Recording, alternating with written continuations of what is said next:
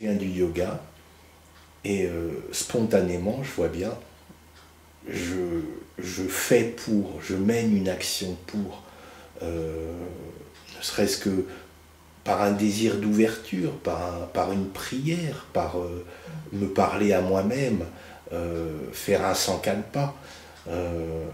J'essaye quand même spontanément d'éduquer les corps physiques, mentaux, psychiques pour atteindre. Je vois bien spontanément, régulièrement, je fonctionne comme ça. Y a toujours quelqu'un qui se croit cheminant, quoi. Qui se veut cheminant. Qui se veut, quelque qui se part. croit cheminant.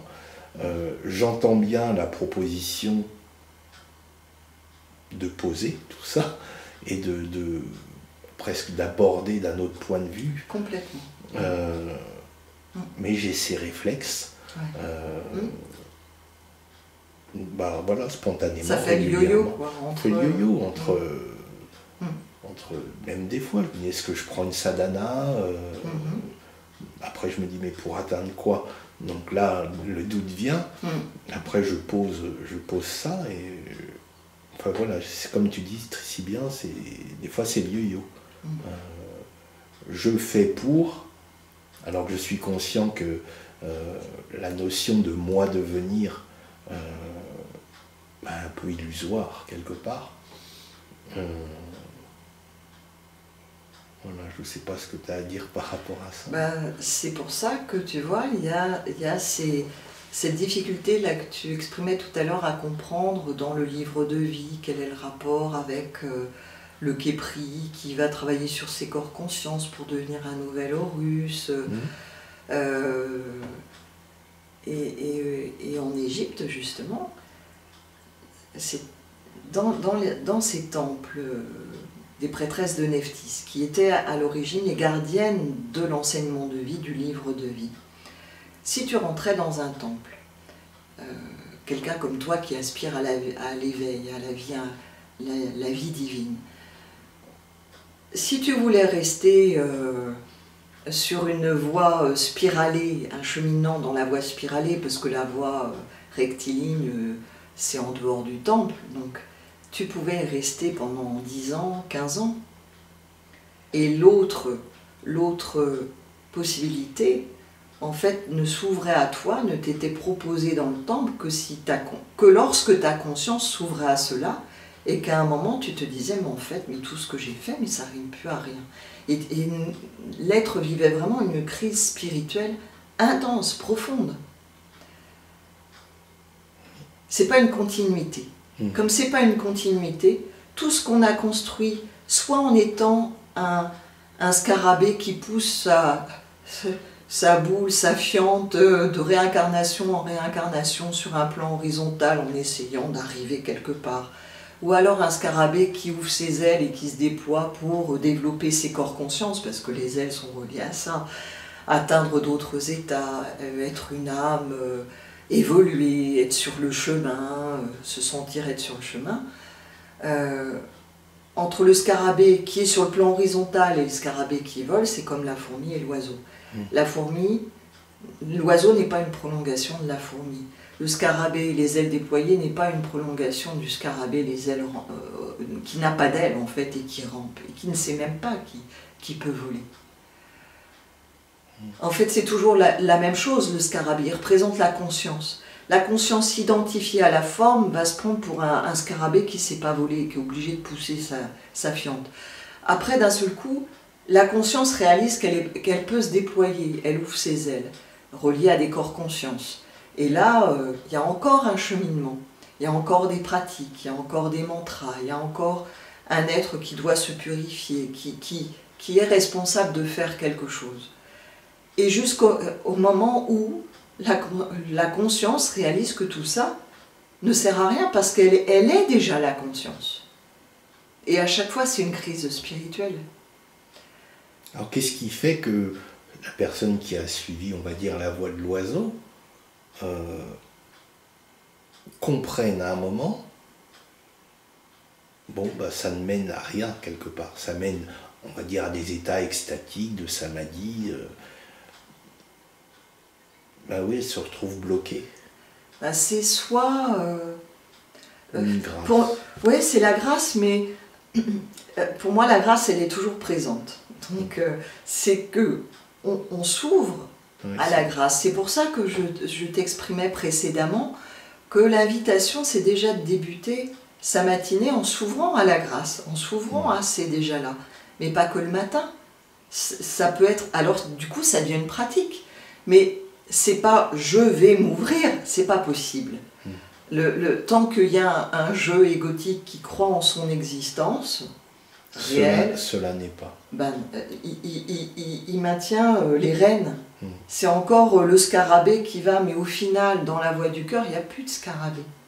Il n'y a plus d'oiseaux, il n'y a pas de fourmis, il n'y a plus de cheminants. C'est de l'ordre expérientiel. Oui, c'est pour ça qu'en Égypte, c'est vraiment ramener... on va dire c'est le qui suis-je de Ramana Maharishi, mais avec des balises qui peuvent aider les personnes qui, dans cette quête de qui suis-je, en fait,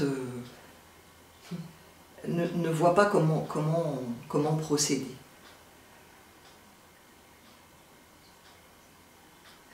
Mais comment ça se fait, quand est-ce que ça se fait?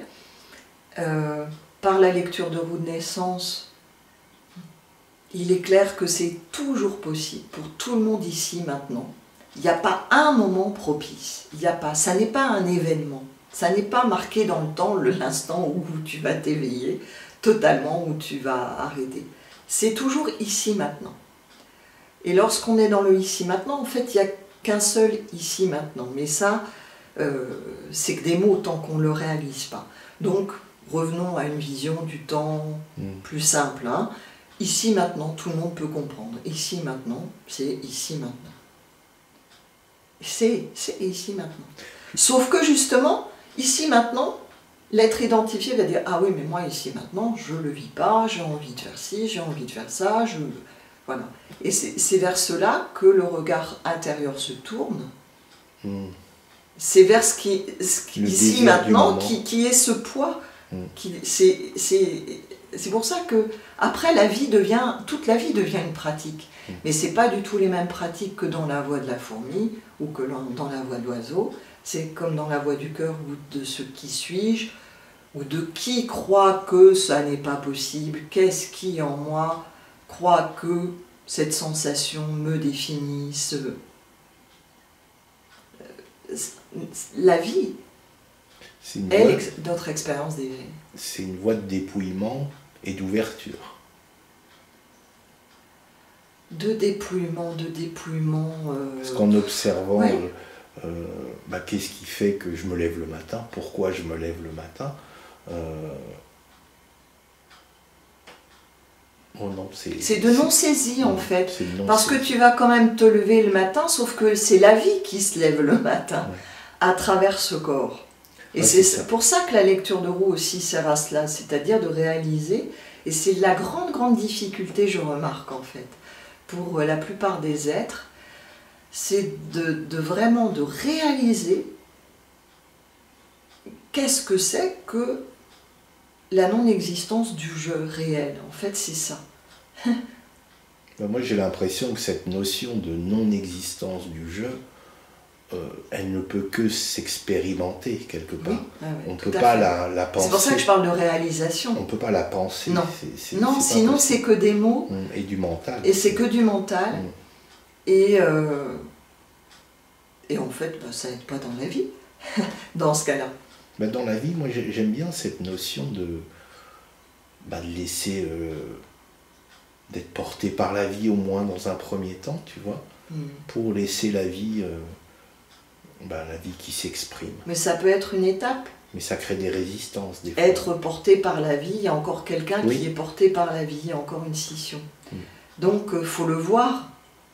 Ok. Par contre, ça t'aide peut-être déjà à te désidentifier, à élargir la conscience. C'est-à-dire que c'est plus moi qui subis le poids de la vie et qui essaye de ramer tant bien que mal. Ça développe la confiance en la vie.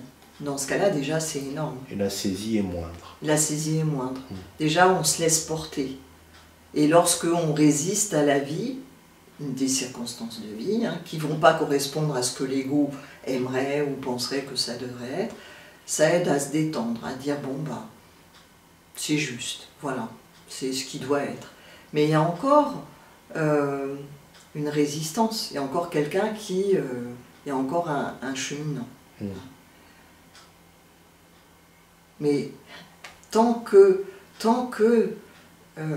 justement l'Égypte, pour ça, c'est royal, parce qu'en fait, en l'instant véritablement où il n'y a plus du tout d'identification, la conscience est totalement libre, et soit la conscience va décider de continuer à travers ce corps, totalement libre, ou ça va être l'expérience de Mahasamadhi, où